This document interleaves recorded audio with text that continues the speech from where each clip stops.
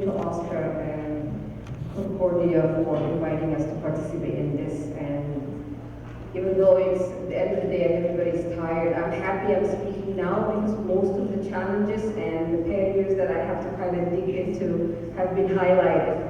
So I'm going to just build on that and not go into all the points I have to speak about. So we're going to talk about experiences maybe particular to the Somali community, but I think can be expanded and broadened to refugee and immigrant communities. And one thing I want to start with is there's a lot of asset and value in what these people bring, even though they are at the margins of society. And, quoting bell hooks, they actually make the margins livable. They do shine and make a life for themselves at the margins of society. So in trying to sort of look at smooth, nothing in life is smooth, but smooth integration into mainstream, a lot of things were highlighted today from the education sector. The education sector is one sector. There's the health sector, there's the justice sector. There's so many sectors that impact people's lives, but I'm glad that the education sector was highlighted. Identity also was spoken about. So when I think about integration and when I kind of reflect on the topic, what I sort of like to do in my analysis is I always separate integration from assimilation, and for obvious reasons. One of them being, and I'm glad the psychologist was here, one of them being, these communities are coming with identities. Some of us, the older generation, come with identities that are already formed, but the children are becoming who they are becoming in a milieu of diversity. And diversity, when you are a young kid growing up, can be very contradictory. So it can be confusing. So they're, for example, becoming Canadian, they're becoming Somalis, they're becoming Muslims as they grow up. So there are multiple dimensions to who they are. And as a young person, it's not easy to navigate. So those, for obvious reasons, then what I'd like to consider when I talk about integration is for us to kind of think and imagine integrating two wholes, one complete identity here and one complete identity of the host here, trying to come together in a very two-way street, synergistic, learning from one another so that, theoretically and abstractly speaking, that person, that young person who's becoming Canadian in diverse reality at home and in the community can have a healthy bicultural identity, because there isn't going to be a healthy state of mind when you are either negating one identity or the other. So my perspective is we need to nurture the generations to come who are, coming from multiple diverse dimensions to aspire to a bicultural identity that is stable. Nothing about migration, and particularly refugee experience, is stable. So nothing is whole either, especially when you consider the psychosocial impact of the refugee experience. When you consider some kids who might have witnessed war and have people who have lost loved ones in the process of reaching Canada as a whole society. So concepts like bicultural identity, concepts like two wholes, integrating, all those things are thrown when you think about integration. So there's also nothing equal, forget about whole and whole, there's nothing equal in the socio-cultural power relations that immigrants and refugees are coming.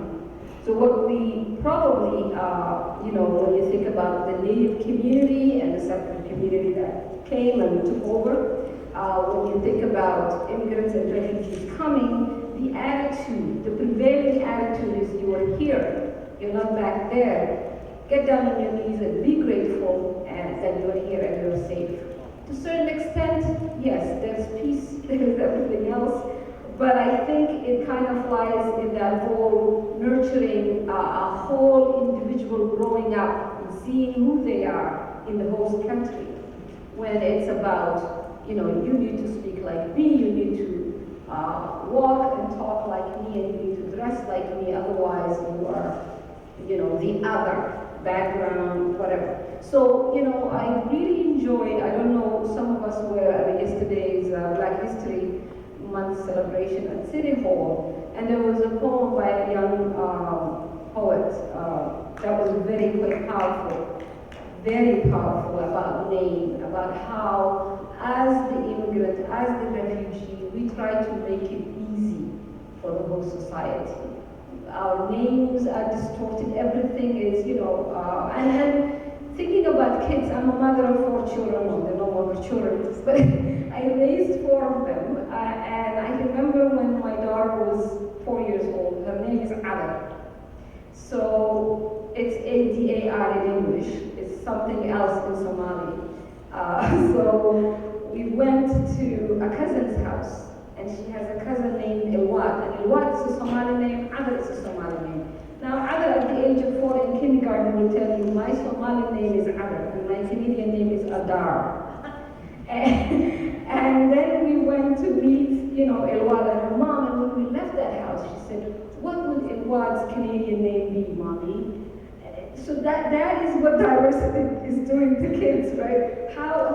What is Ilwat's Canadian name? And I said, well, Ilwat is fortunate. Her name is going to be Ilwat because it doesn't have the sounds of the letters that are not, available English sounds.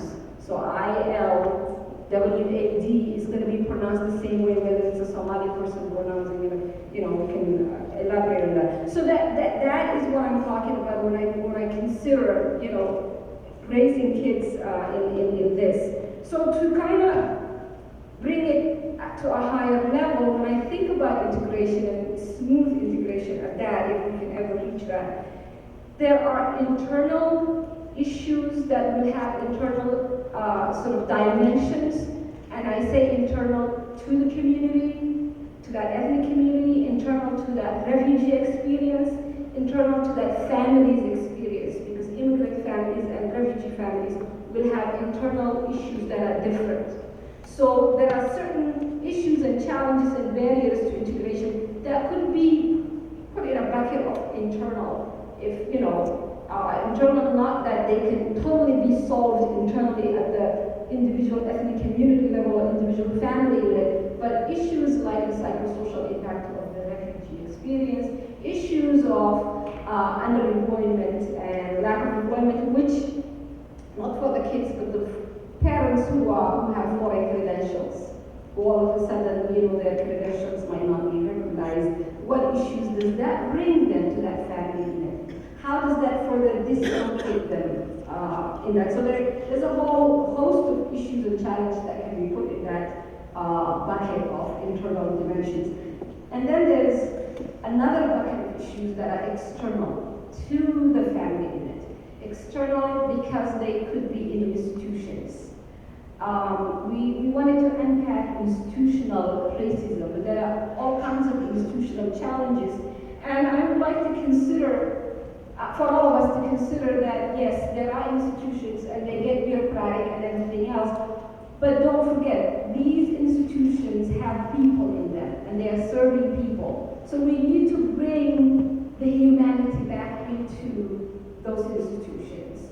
And how is it impacting the people who are they supposed to be serving? So external dimensions, where I would put back on the institutions, but in a higher level back on the host society.